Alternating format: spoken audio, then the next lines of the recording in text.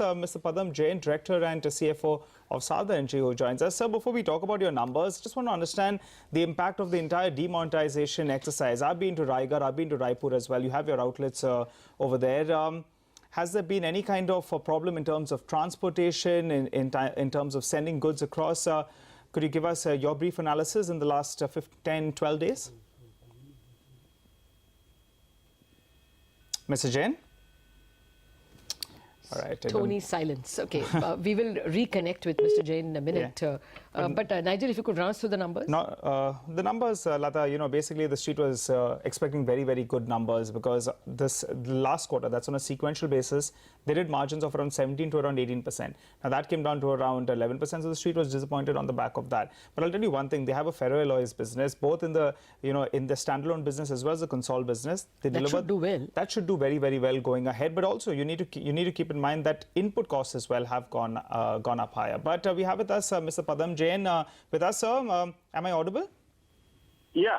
All right. Mr. Jain, before we talk about your numbers, I wanted to understand what kind of impact have you seen on your business post-demonetization? Is there any problem moving goods, moving raw materials? I've been to Raigarh as well as Raipur in the past, and I've seen that a lot of trucks were there. Is everything functioning normally, or is there some problem in functioning because your stock is down close to around 30% just from that day?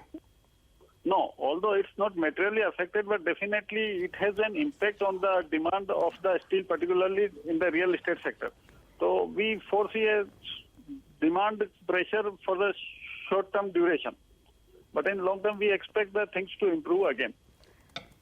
On an average, how much of your stock could you move in November compared to a normal November?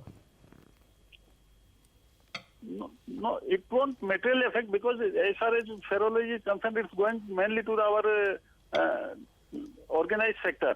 In the large sector, temporarily there will be effect, but it won't materially affect our stock levels. Okay. So as of now, you're saying there's no impact?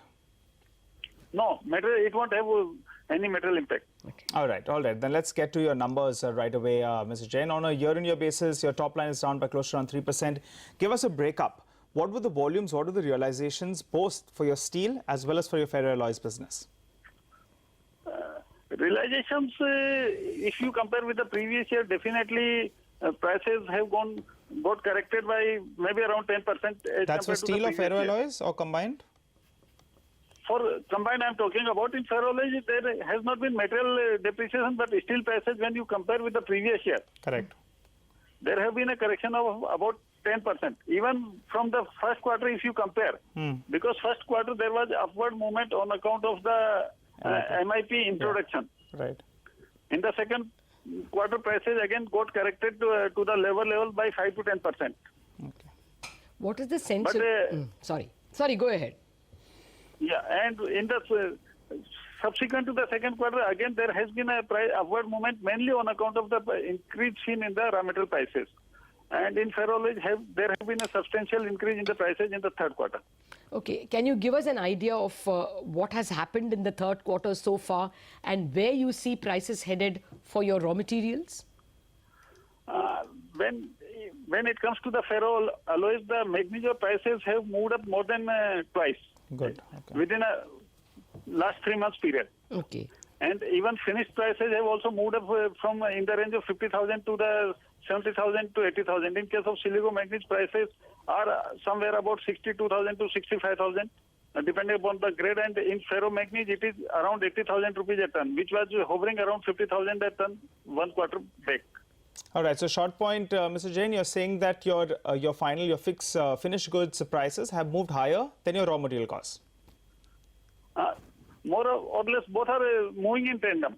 Okay, so raw material prices have moved up a little sharp, a little early, but finished prices have moved up a little later. Not a little, sir. If I look at your coke prices and all, they've gone through the roof. So is your realizations enough to offset these, the pet coke prices, the manganese prices? Is it enough? Yeah, that's enough, but definitely to some extent it has put pressure as compared to what we were earning earlier, and we have definitely gained on the inventories also. Okay. Well, we hear of a lot of problems for the consumer durable sector, for the construction sector, for the housing sector. For the second half of the year, are you sure the demand will be as good as the first? Are you sure you will be able to sell the same amount of material?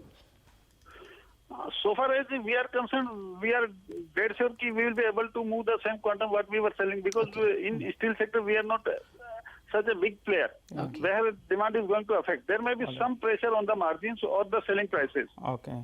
But as far as movement of the inventory concerned, we don't foresee any problem. Mr. Jain, quickly, you've only given us a standalone number, so I'll ask you about that. How is your balance sheet looking? Your other income has gone much higher. Your finance cost has come much lower. Have you paid back some debt? No, yeah, we have definitely retired debts. Whatever was regular dues that we have met on time. So that is reducing our borrowing cost. We have not borrowed any fresh funds, and there have been continuous reduction. And our borrowings have gone drastically down. Long-term debt equity ratio is well below 0.25. And how much has the cost of money fallen for you? I mean, have you all gone down from 10 to 8%? What is the cost of money now? Yeah, we have seen about a reduction of about 1% in the cost of funds. All right, Mr. Jain, thanks so much, sir, for joining in and giving us all those details. But we need to keep our eye out on the market. The Bank Nifty was down close to around 100 points just around 5 minutes back. I think we should get that up for you on the screen. The mid-cap index as well had drifted into the red. So a couple of banking stocks, ICICI Bank playing spoil sport as we speak. That's the big heavyweight in there. That was trading in the green when we started off the show. Up. It's just moved into the red. Bank of Baroda as well has seen some selling pressure. So not good news, but not all banks are selling off, because Yes Bank, that's fighting as we speak. That stock, in fact, has spiked up in the last few minutes. The mid-cap index, high beta getting spanked. India Bulls Real Estate, JP Associates, JS